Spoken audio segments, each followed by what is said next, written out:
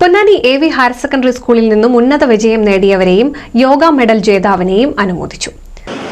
കേരളത്തിലെ ലക്ഷക്കണക്കിന് കുട്ടികൾ വിദ്യാലയങ്ങളിൽ എത്തുകയാണ്. 3 ലക്ഷം പിഞ്ചു കുട്ടികൾ 1ാം ക്ലാസ്സിൽ ചേരുന്നു.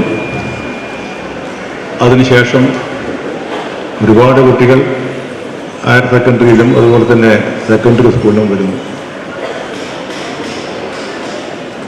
ഈ വിദ്യാലയത്തിൽ കുട്ടികൾ കടന്നു വരുമ്പോൾ നമ്മൾ പേരിടുന്നത് ഉത്സവം എന്നാണ്.